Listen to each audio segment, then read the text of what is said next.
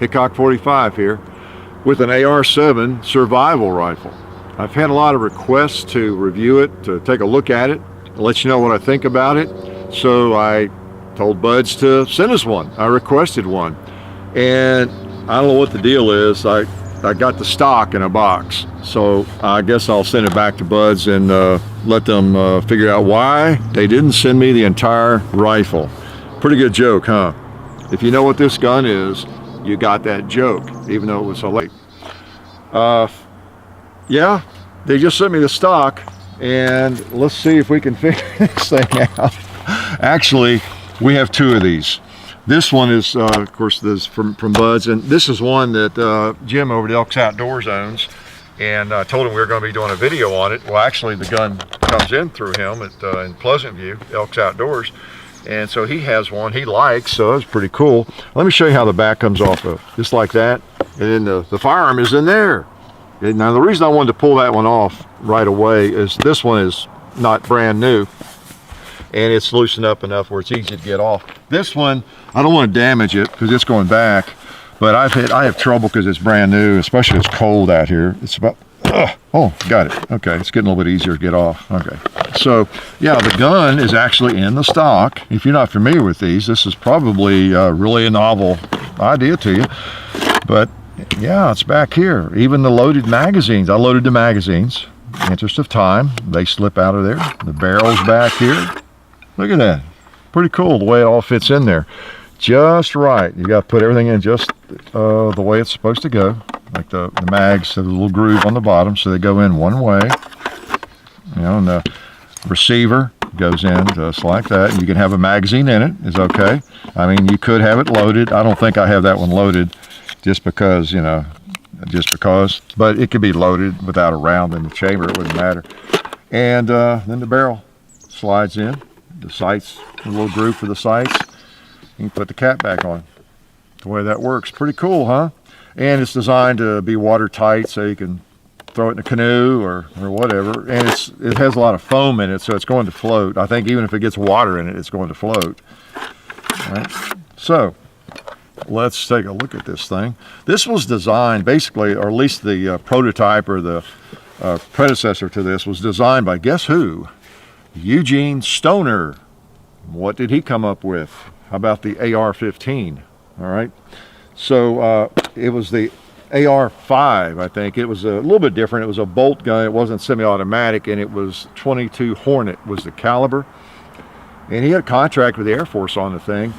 But they already had a survival rifle, and they were going to transition to it. They contracted with him or adopted it, so to speak. But based on my reading, the others were still there, and so they just didn't buy as many of them. And so he kind of went the civilian route with it in 22 long rifle, and took this route. So it's pretty cool. Charter Arms owned the company for a period of time back in the early 70s, and I think there were some quality control issues.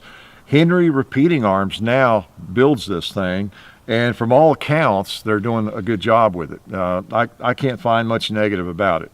Okay, it is just what it is, but it seems to be in good hands now after all these years.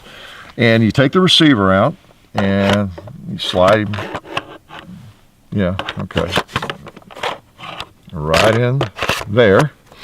And you tighten up this little bolt down here. It screws right up into that receiver. Don't need any tools. That's pretty cool. Don't have to have a screwdriver and a hammer. Now, I have a screwdriver out here because I have had some difficulty at times just rubbing that back off, and so I get it started and you just kind of squeeze it off gently so I don't damage it. There we go. That's tight. And then the barrel just goes in. And all you need to do is make sure it's lined up. You think you'd want to put it in with the sights upside down? Nah. You see that little knob there? It fits in the groove there. And the bolt handle just pulls straight out. You can take some of the pressure off that if you want to. Make sure it's in the groove there. Tighten her down. The thing just weighs like 2 pounds, 2.5 pounds or something. It's mostly aluminum and polymer, foam. The barrel's lined, steel lined, the bolt's steel, but there's not a lot of steel in the thing. Now, this is not designed to be a firearm that you go spend the afternoon at the range with, though, okay? It has 8-round magazines. It is a survival rifle. You know, it was designed for that. It was these kinds of things, and this one, you know, carried in airplanes, bush pilots, military. Like I say, you're going canoeing, throw in the back of the, well, not in the back of the truck, but in the trunk or somewhere just to have it. It's cheap. They run around $275, I think. So they're not that expensive, and they just do what they do. They are what they are. You know, they're designed to be very light and kind of foolproof and very compact. That stock is 16 inches long, I think, and you want to get it all in there, and you saw it. You put that thing in your briefcase, right? So the rear sight is adjustable for windage, and the front sight's, for elevation, and the front sight's adjustable for windage. When I first shot it the other day, it was going low, and so I adjusted the rear sight, moved it up a little bit, and I think it's pretty much right on. Let's just take a couple shots with it. Like I said, the magazine in there is unloaded, but these magazines are interesting. If you look at that, it has a ramp like in the magazine, so you're advised to be careful and not damage the magazines, because that's where the ramp is. You got this little piece of wire coming up the side, helps hold the bullet where it needs to be, and so far it's been reliable. Had no trouble. Doesn't weigh anything. Safety's right there. So I pull the bolt out, put one in. It's on safe, and let's see if we can hit something with it. Oh, not bad. Let's hit that red pan there. How about the red plate over there?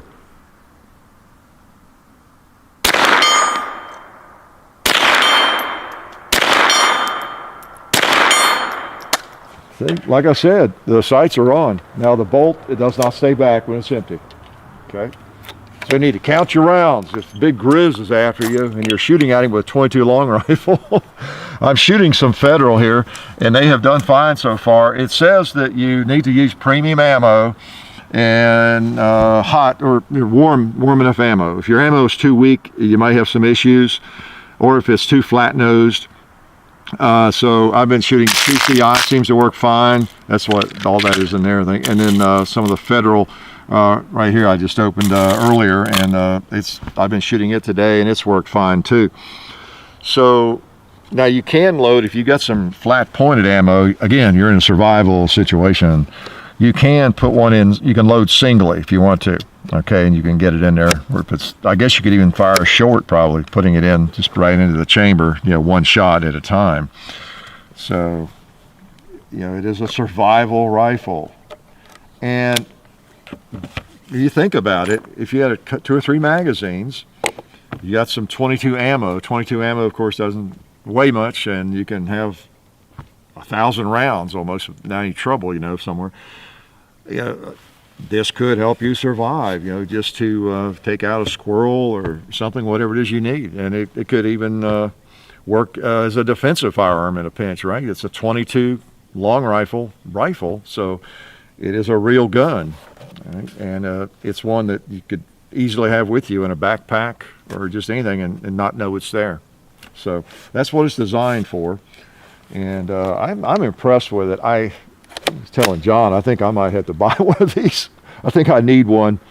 I really do. Jim Elks at Elks Outdoors owns that one. Like I say, in Pleasant View, he, you know, most of our firearms come through him as far as the FFL, you know, check in and out and everything. And he's had that one a while, and he says it's his daughter who is in the 6th grade. She's one of those annoying middle schoolers. No, she's a sweet kid. She likes that a lot. She shoots it really well and just has a blast with it. It's just, she loves it, he says. I can see why. They're kind of neat. Let's hit that. In honor of Kentucky, let's shoot that blue one. Oh, all right. And a pink one. And we need to hit the gong, don't we?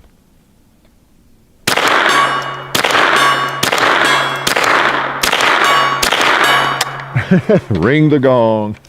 Yep, she's empty. Glad I loaded those before. Let's see, 4, 5, yeah. So it's kind of nice having 4 magazines because I have 2 guns. You get 2 mags with it. Like I say, it's about $275, and we'll shake a couple more shots. Wow, this is when you know it's cold. When you start manipulating little bitty bullets and your fingers are cold. Yeah, it's a bargain gun, and most people, I have seen these things. I've been familiar with them forever. I knew all about them, and I just never did own one. Just never did own one. I've been remiss in not owning one for some reason, and I might take care of that, to tell you the truth. I might take care of that and just buy me one of these things. Oh, we had another loaded magazine. What was wrong with me? I thought I did. Now, I understand there's an earlier magazine that is, they changed the design on them a little bit, and I think these newer ones are supposed to be more reliable. And they must be, because I've not had any trouble. They're just pretty cool. I think it's kind of a fun little range gun, to tell you the truth. It's just annoying when you have 8 shots, of course. There are firearms that hold lots more than that, at least in the free states, that you can own and shoot. Yeah, boy.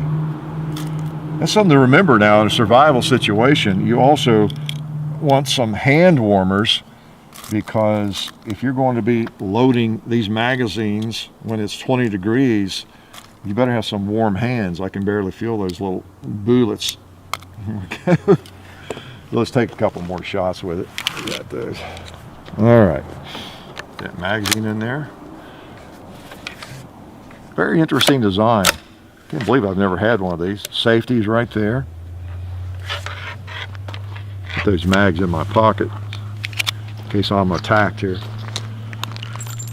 Okay. Let's test this thing in rapid fire on 2 liters.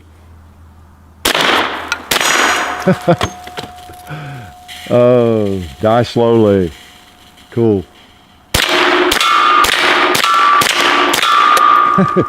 Dueling propane tanks. Nice. Or ammo. It seems plenty accurate. When I get over there long range with it, losing light. Let me see if I can pop that chicken off over there just below the red gun.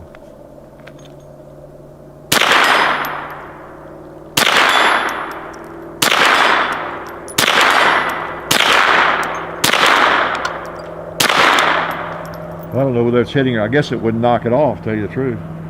Let's kill a buffalo while we're at it, though. That little red plate. We're out of ammo. Got one more.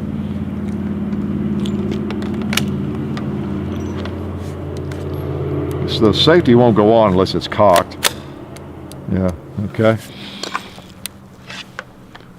Let's try a red plate over there again, that little one. Yeah, I think he's moving. There's 5 plates that need to be hit.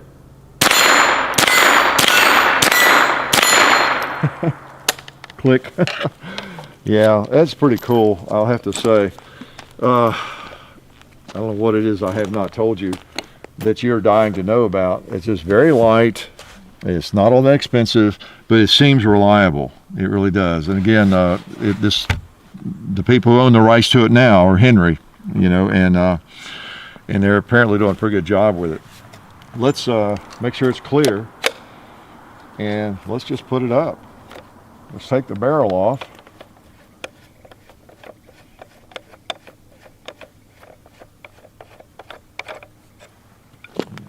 And the action, like I say, you don't really need a tool unless you get it too tight there. I didn't think I would, I requested from Buds the black model, this one, instead of the camo. But now that I see that camo, I don't know, I might, if I buy one, I might buy the camo model. I don't know if it's I don't know. I'm not normally crazy about camo patterns on guns and things, where I'm not a hunter, but maybe in a survival rifle it would make sense, you think? See if this thing has gotten cold now, or I can get it off. Ugh. Yeah, see, here's what I was doing. It's kind of stiff. It's gotten colder. I don't want to booger it up here for somebody. Yeah. All right. So, like I say, put the mags in. They'll only go in a certain way, so it's not a problem.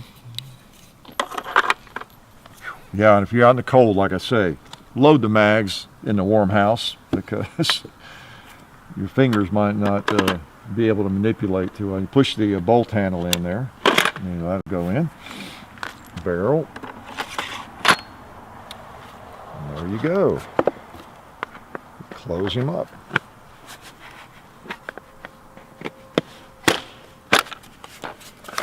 And so there it is. It's kind of funny because when it came, of course, a rifle, is shipped usually in a long box, but it came in that box, and a square box. I said, "What is this?" I thought it was a handgun or something. So it fits in that box without any trouble.